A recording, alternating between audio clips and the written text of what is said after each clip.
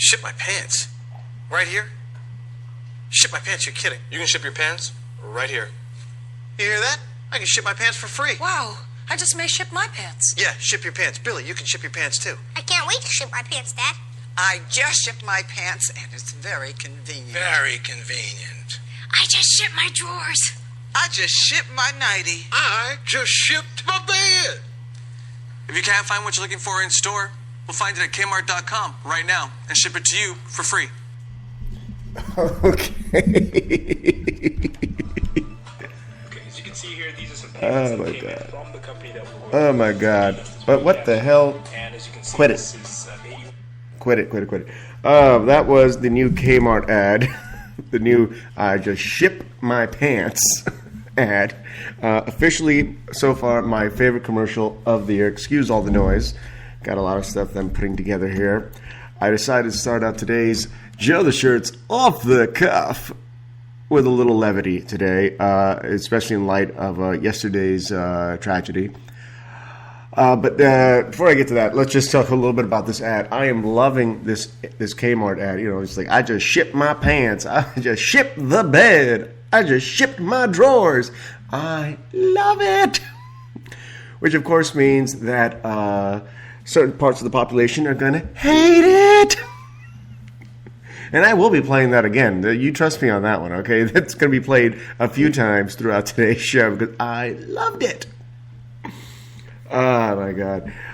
I can 100% guarantee you that people are going to be calling Kmart, writing letters, sending emails, what have you, complaining about,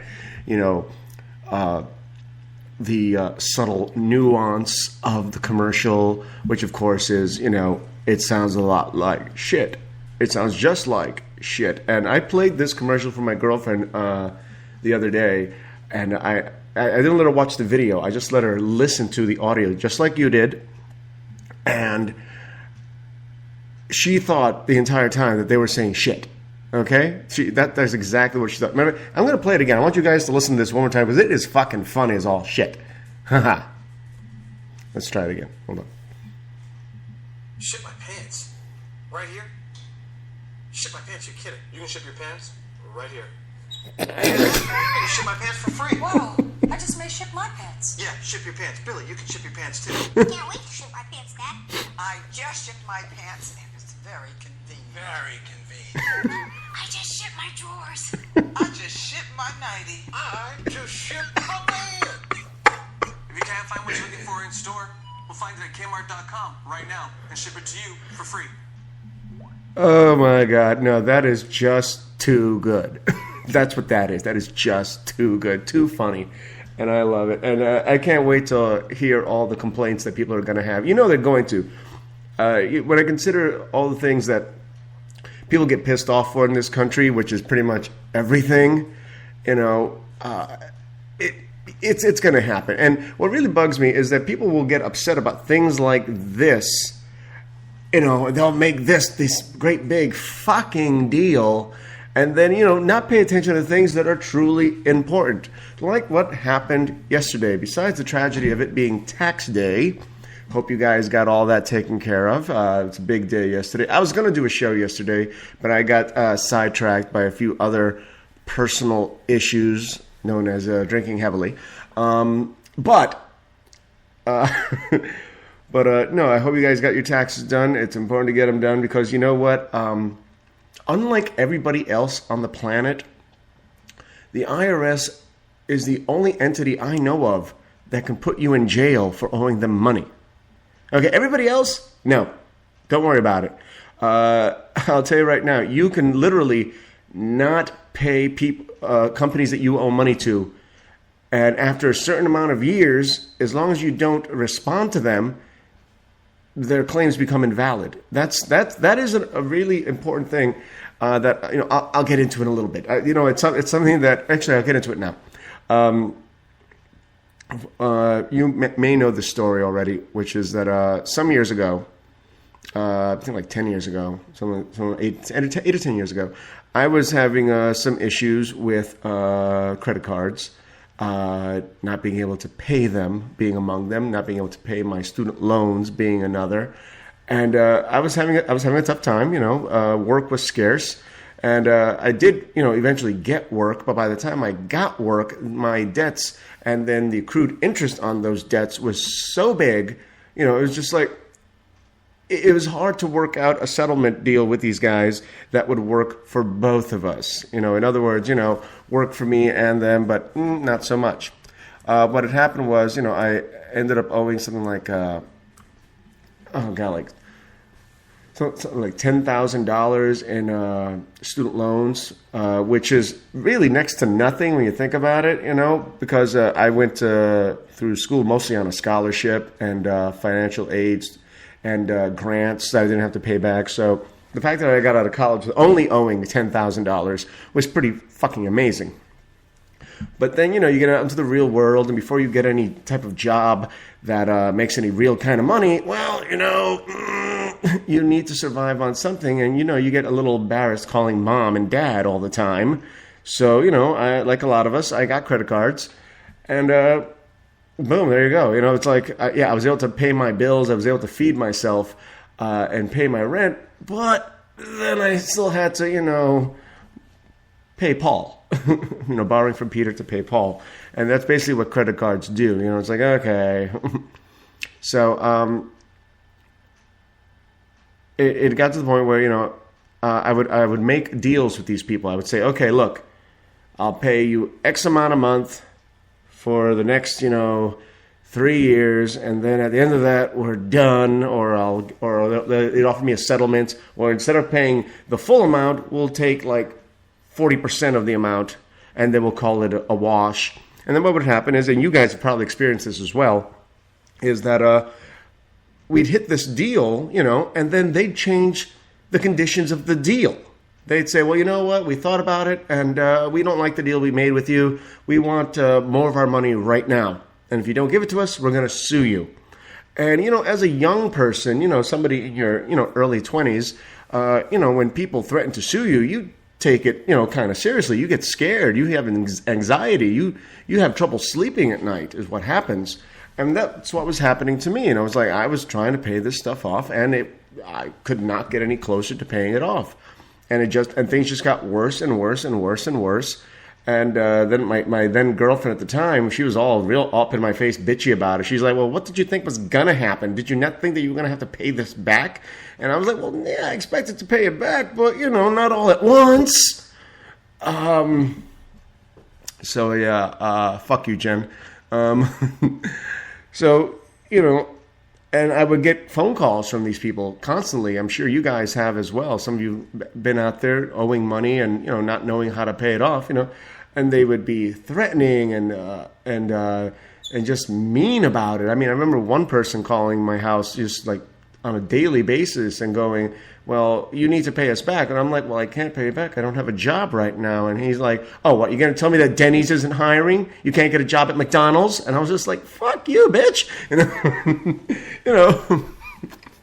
Not that I look down at anybody that works at Denny's or McDonald's, but, it's not where I want it to be. It's still not where I want to be.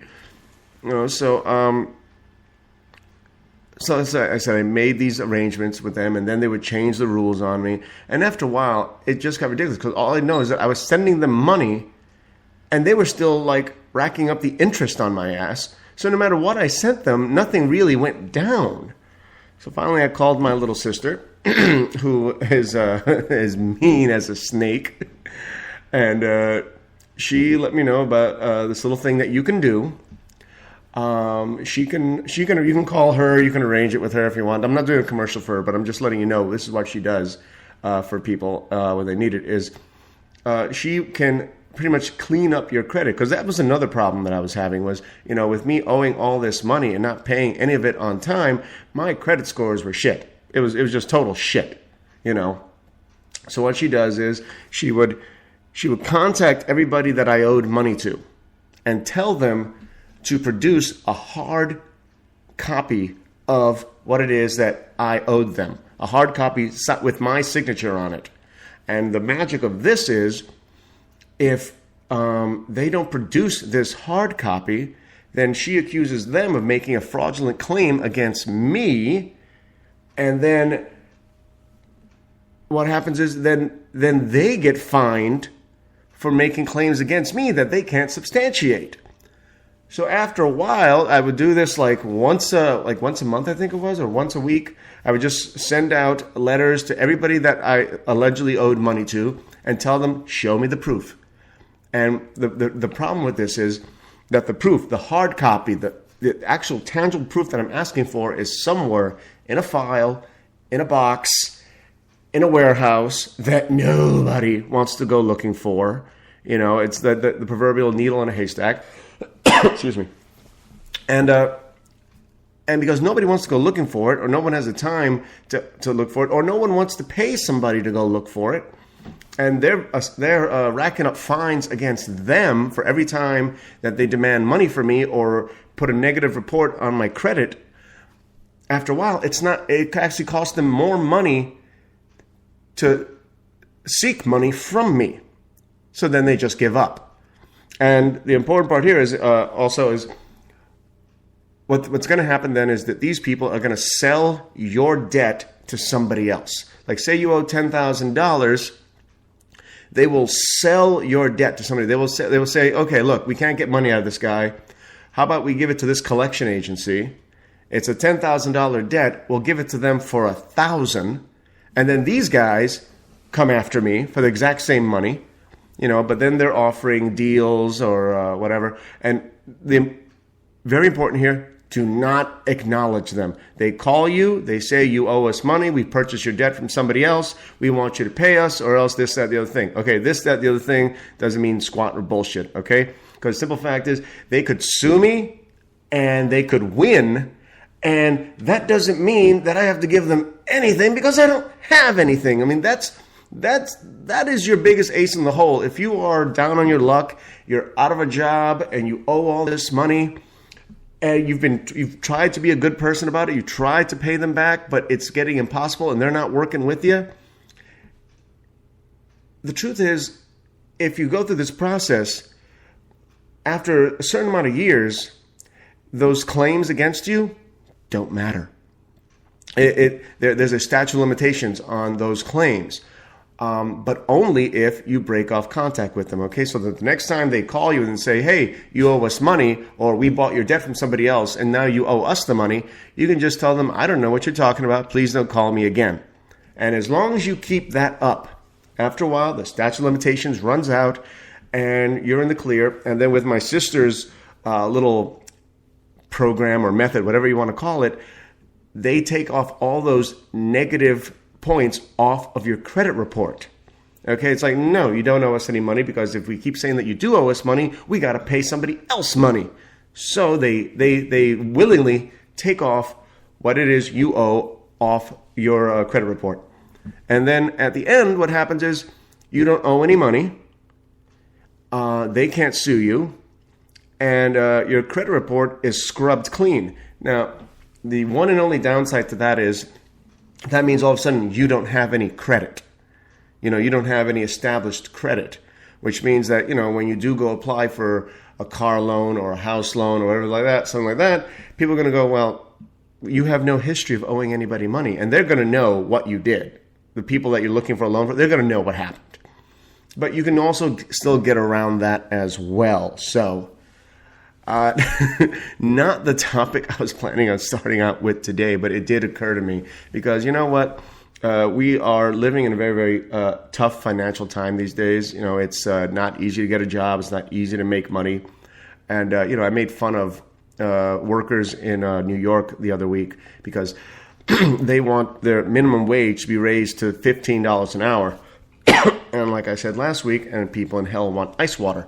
But neither of which is going to happen. But I understand where everybody's coming from, man. I've been there. I am there. You know, my financial situation is not exactly sparkly either. You know, so, you know, don't let the people that you owe money to bully you. That's all I got to say on that one. Just don't let them bully you. You know, try if you want to try to be the good person and try to pay them off, go ahead. But if they get to the point where it's just unreasonable, unmanageable, there are other ways out of it. Okay, Especially, if you were like me and just at the end of your rope and just got to the point where, you know what, I don't care anymore. And there's a way around it. And you know what? You will survive the experience. And based on that, I'm going to take a little bit of a break now. Today's music is brought to you by Negative Sound, and this is their song, One Cell. I'm Joe the Shirt, and I'm off the cuff.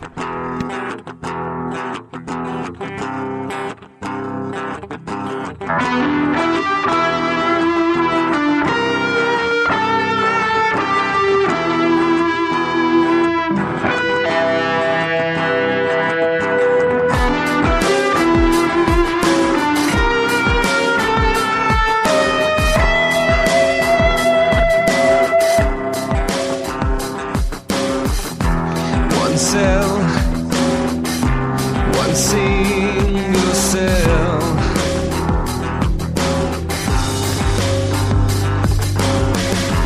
One thought, one solitary notion.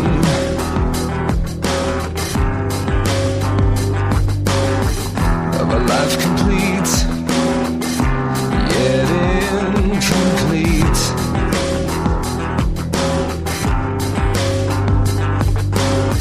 They don't come from nowhere.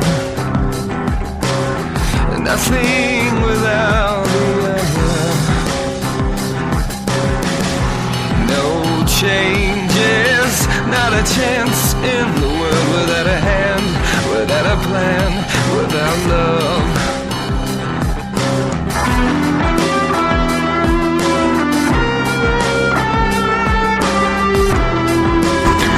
And once again, Joe the Shirt is off the cuff. Welcome back. Oh my God. That is Negative Sound and their song One Cell.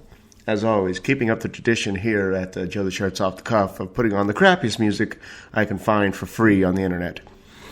Because I don't want to pay for this shit. Also, guys, when I was talking about all that stuff before, about owing money and all that stuff, if you're interested in what I'm talking about, you can email me and I can send you specifics. I can get you in contact with my sister and she can walk you through it. It's not a free process, okay? She'll inform you on the price, but it's, you know what? If you owe $10,000, paying $500 isn't the worst thing in the world. You know what I'm saying? If you owe $50,000, paying $500 isn't the worst thing in the world. So keep that in mind. Also, before I get started anything else, let's just go really quick through, all the people that have shown me love here on the show. First and foremost, of course, my sister Jessica, who does with her little business called Diaper Cakes by Jessica. It's not what it sounds like. Diaper Cakes is a 1, 2, 3, 4-tiered cake made up of fresh, new, clean diapers. Let's make sure of that. Toys, blankets, booties, baby wipes, monitors, whatever it is a new mother or an expectant mother needs. Boom. Put together into the shape of a cake, which is a great centerpiece for any baby shower that you may be attending. I guarantee you that people are going to be talking about it long after that. People will take pictures of it left and right, and most likely post it on Facebook right next to pictures of their food. But if you go through Instagram, Diaper Cakes by Jessica on Instagram, she offers 15% off. All right, so check that out. Also, once again, my buddy Justin Zachary, good for him. His play Trainspotting. Obviously, it's not his play. He didn't write it, but he does star in it. Has been extended for 7 weeks over at the Elephant Theater here in Los Angeles on Santa Monica Boulevard. So please go check that out. And also, my pals Gucci Gucci Boom, also known as Amanda, and my pal Red Fox, also known as Jessica, and their business, Calliope's Canned Commodities. You can check them out on Facebook. You can go on their website, their internet site, and just check out what they have. They have jams, they have pickled products, and they brought over a jar of pickles for me last week, and it was delicious. I still have plenty of pickles. I mean, it's a huge ass fucking jar. It's a big mason jar of pickles, but it is fresh. It is tasty. It's got a spicy kick to it. Worth checking out. All right. Okay, so now let's talk about what's on everybody's mind, which is, of course, the bombing yesterday of the Boston Marathon. Once again, the world proves that there's no shortage of assholes on the planet. Yesterday, the Boston Marathon, two crude but deadly bombs ripped through crowds at the Boston Marathon on Monday, turning the finish line into a scene of chaos and carnage, killing 3, injuring at least 140, and closing down parts of central Boston. Good 500,000 people had gathered for the marathon, which drew runners from 50 nations. The back-to-back explosions near Copley Square detonated near packed grandstands, severing limbs and causing serious shrapnel injuries to scores of spectators and participants. And, this, just another reminder of the world we live in is what this is. We're talking about people were killed, people were scarred and severely injured and mutilated. And we're talking that there were the reports that several people had to have their limbs amputated. The ages of people injured as young as 2 years old. Okay? So far, no group has claimed responsibility for this, though authorities believe that it was a Al-Qaeda related. They can't be sure of this, but are decently sure that whoever perpetrated this is actually based in Boston. Could be an actual Bostonite, Could be somebody born and raised in Boston who has developed extremist views on how things should be done because, according to authorities, this particular bombing lacks the symbolism of a 9/11 bombing. Okay, it's not an attack on our financial centers. It's not an attack on the Pentagon, which is our defense and military center. It's not an attack on, say, the White House. It is an attack on an area where they knew a lot of people were going to be. And I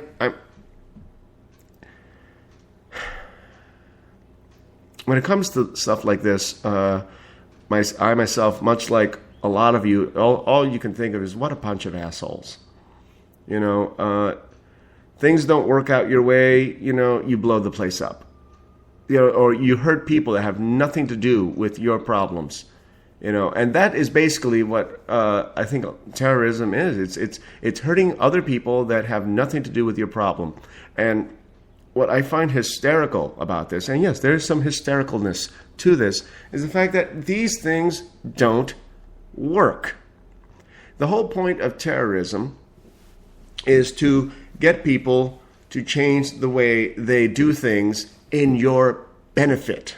That's the point of terrorism, okay? It's basically either you do this or I'm going to hurt you. It's extortion is what it is. And I understand extortion. I really do, because extortion is a very, very personal thing. If you don't do this, I will shoot you. If you don't do this, I will hurt your family. But here, when we're talking about terrorism of this sort, we're talking about threatening not an individual. You're threatening a country, a nation. And this country has a very clear-cut policy of we don't negotiate. You can do whatever it is you need to do. Go ahead and hurt us as much as you can. But we will not give you what you want. And that's a simple factor. And I'll be the first one to say I think that's the best policy you can have. Don't give in to somebody that tries to bully you. When somebody tries to push you around, when somebody tries to make it seem as if the worst thing possible can happen, that they're going to do it to you, you tell them to go fuck themselves. That's where I stand on that one, I grew up, being bullied when I was a kid. I was a little skinny kid with a big head, and an even bigger mouth. So that's never a good combination for living in the Bronx, New York. So, let's see, you're small, you're weak, you're funny looking, and you got a big mouth on you. Okay, you know what? I'm going to kick your ass. That's typically the way it works. So, but I never shut up. You know, I took my ass kickings. All right. And I don't pretend to equate that to what happened yesterday or on 9/11 or anything like that. I don't equate it to that. I'm not going to say it's the same thing, but the basic premise behind it is the same. You don't back down. You don't act scared. You don't let them win, which is, a big. It's hard to bring that to mind in a sensible, rational way because it doesn't come from a sensible, rational place. I mean, you respond when something like this happens. You get emotional, you get angry, you get scared. But what you have to understand is that if you do give in, they're going to ask for more. That's a simple fact. If you don't believe me, check your history. Check the Nazis. Okay. Germany decided some time ago, back in the 30s and 40s, hey, you know what? We want Poland. And the world gave them Poland. And then after they took that, and they wanted more, and then they wanted more, and then they wanted more. And always threatening to, hurt you and injure you. And that's what they would do. They were bullies. And the more that the other countries of the world gave Germany, the more they wanted. I mean, that is very simple bullyism right there. One of the things my mother told me a long time ago, one of my mother's momisms. She said that when people are easy to abuse, you abuse them. She said that. My own mother. My mother, not an abusive person by any stretch of the imagination, but she understood the mentality of abuse. It's not that you want to necessarily take advantage of somebody. It's not that you are a bad person. You could be, who knows. But when somebody makes it so easy to take from them, you do. That's what happens. Maybe that was not your intent, but that is what happens. And that is the mentality that we are trying to fight against, as a country, as a nation, against terrorism. We as much as we mourn our fellow citizens, our fellow Americans, our fellow human beings in this country, you can't give in. You can't say, okay, here you go, we'll give you this. Because then they're just going to want more. They're going to ask for more. And then little by little, before you know it, you don't have a country anymore. What's going on here? Let's see. Police Commissioner Edward Davis says, quote, "This cowardly act will not be taken in stride. We will turn every rock over to find the people who are responsible for this." Well, yeah, that's good. Federal law enforcement officials said that authorities are seeking a Penske rental truck seen leaving the race site. Okay. And according to them, there was nothing on the radar screen. They had no inkling that this was going to happen. You know what I mean? Nobody was suspicious. Everything had been going on just fine. The last time we had what we could call a credible terrorist attack on American soil by a foreign power was 9/11. And since then, well, we all know how serious everybody's gotten with the TSA and airports and security checkpoints. And, I mean, for the longest time, you had cops, in cities randomly searching people's bags, their coats, their luggage, whoever they thought was even remotely suspicious looking, they would just stop and search them. Patriot Act. It became pretty much a police state. We were under martial law, and what the terrorists don't understand is that we'll put up with it. We will just say, fuck you. Yeah, this sucks. Yeah, I gotta get checked every time I take the subway. I gotta get physically scanned or searched every time I decide to go on vacation. Fly a plane. But you know what? Yeah, still, fuck you. This is what we'll do. This is what we have to live with to not give in to you, to not give you what you want, to make you say suck it. To make you to suck it. That's what we'll do. In an address, President Obama, who did not use the word terror, apparently avoided the word, apparently it's a buzzword, pledged that the full resources of the federal government to aid the victims and identify the perpetrators. He said security across the U.S. would be stepped up as necessary. Quote, "We still do not know who did this or why, but make no mistake, we will get to the bottom of this, and we will find out who did this. We'll find out why they did this. Any responsible individuals, any responsible groups will feel the full weight of justice." End quote. And that's a threat you can take to the bank. Just to let you know, okay? Those Osama bin Laden can tell you all about that. I mean, they managed to find bin Laden. They will find your dumb ass wherever it is you are. And like I've said many times, there's a really great big world of difference between the United States being aware of you, like they were with Osama bin Laden, and the United States looking for you, who did find Osama bin Laden. And we all know how well that turned out for him. It's time for a little break. I'll be right back. I'm Joe the Shirt, and here's more Negative Sound and their song, Tech Rock.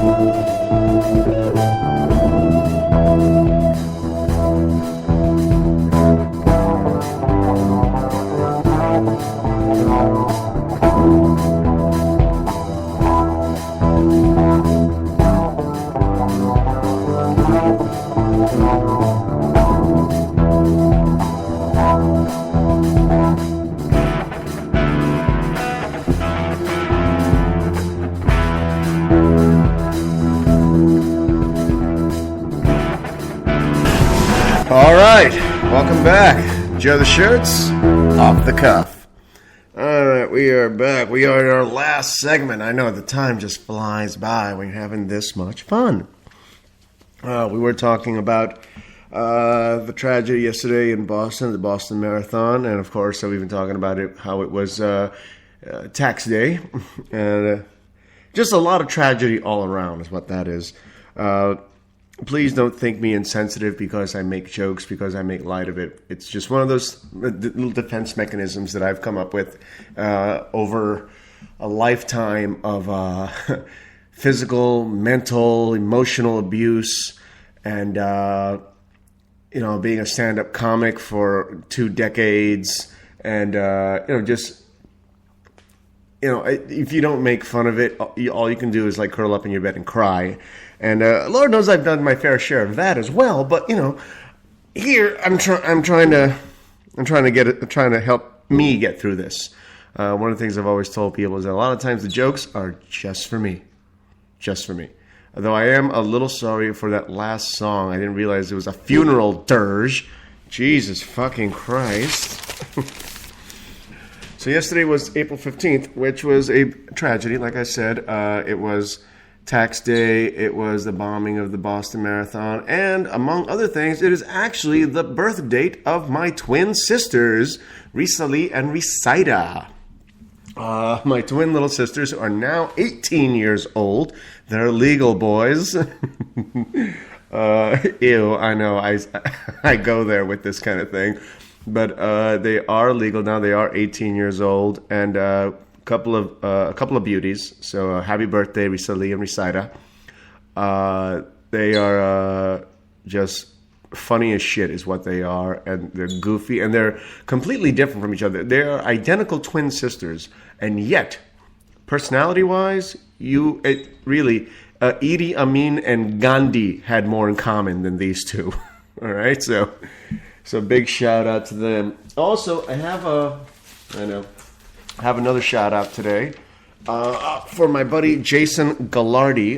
If you're not familiar with Jason Gallardi, he is a real estate broker, and he does some pretty damn big deals here in town. You know, selling houses, apartments, estates, selling, buying. This is what the man does, and he's pretty damn good at it.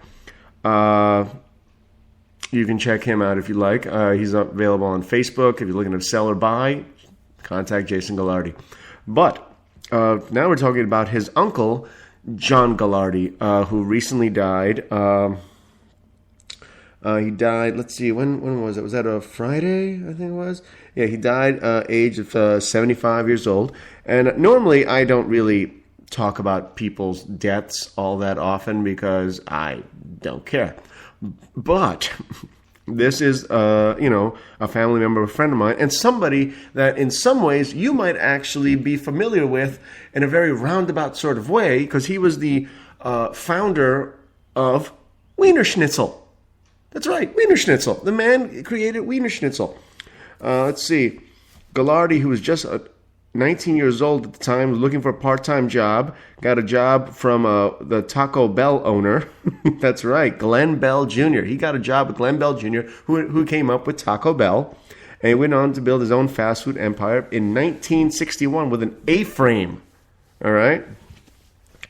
Gallardi, the entrepreneur who made a fortune by topping the humble hot dog with chili, died Saturday at 75, according to a statement from his Irvine-based company, the Gallardi Group. He had pancreatic cancer, which, if you know anything about, is one of the most nasty, ugly, painful ways to die around. I mean, it's nasty even for cancer. I mean, other cancers are like, ooh, shit, that's fucked up, man. So it was an easy thing for him.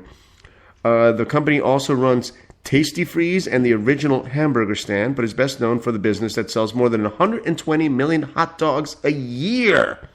More, it says, than any other chain in the world. Now called Wiener Schnitzel. It used to be called Der Wiener Schnitzel up until 1977. According to him, Gallardi says that the name was suggested by Bell's wife as she scanned a cookbook and came across a recipe for Viennese breaded veal cutlets, which has absolutely nothing to do with Wiener Schnitzel's chili dogs. It's L.A. bacon-wrapped street dogs, or it's junkyard dogs covered with chili, cheese, grilled onions, and French fries.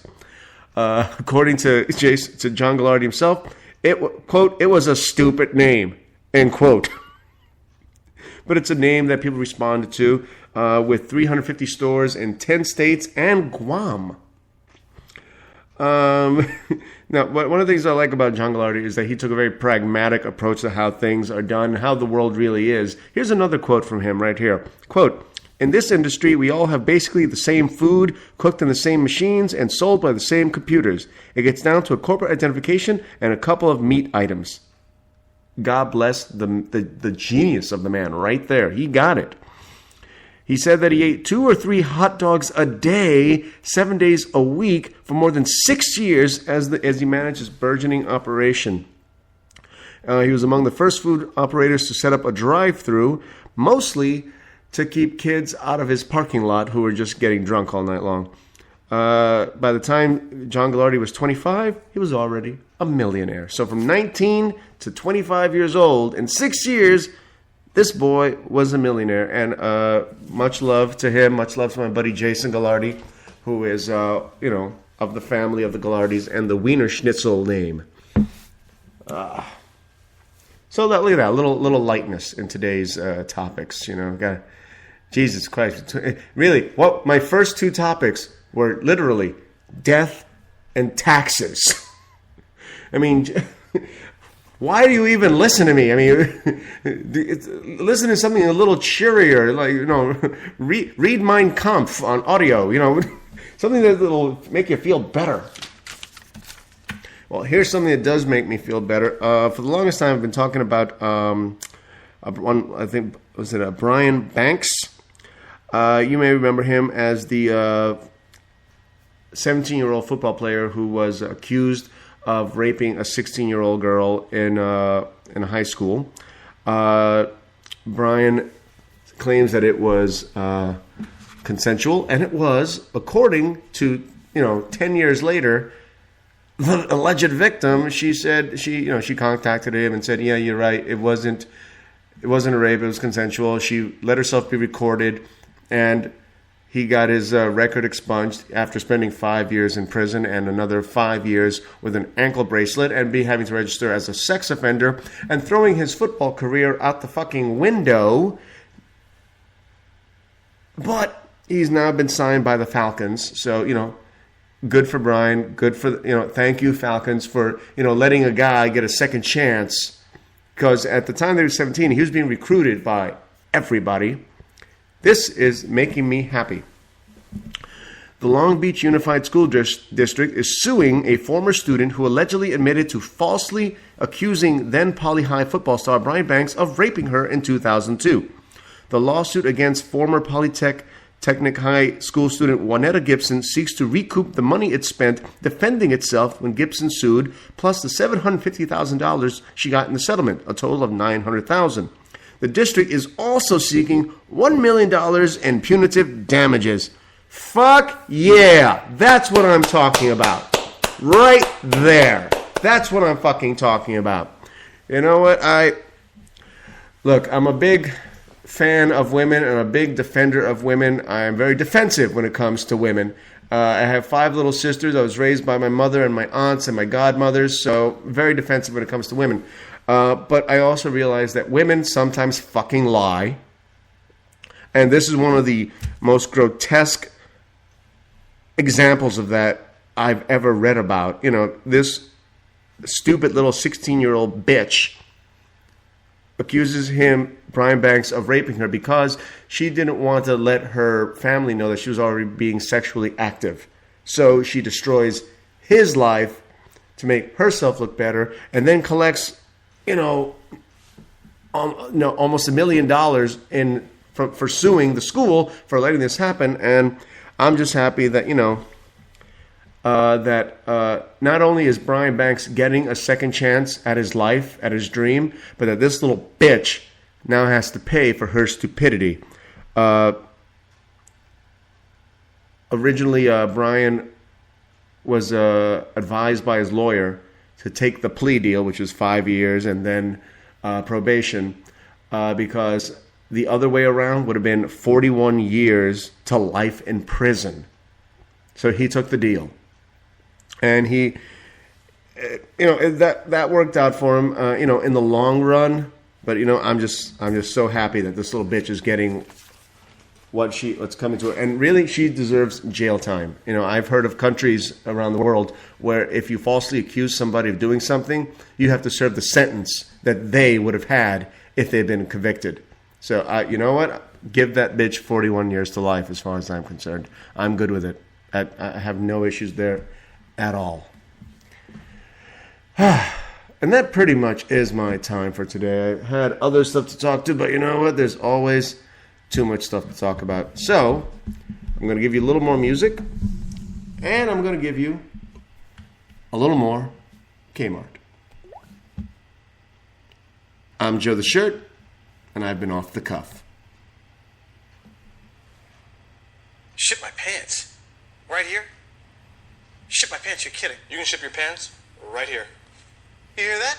I can ship my pants for free. Wow, I just may ship my pants. Yeah, ship your pants. Billy, you can ship your pants too. I can't wait to ship my pants, Dad. I just shipped my pants, and it's very convenient. Very convenient. I just ship my drawers. I just shipped my nightie. I just shipped my bed. If you can't find what you're looking for in store, we'll find it at K-Mart.com right now and ship it to you for free.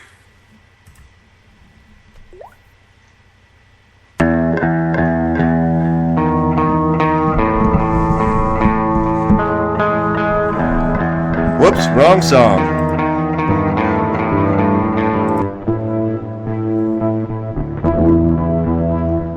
Though this one doesn't sound that much better. Once again, Joe the Shirt was off the cuff. Thanks for listening, you guys. I'm out.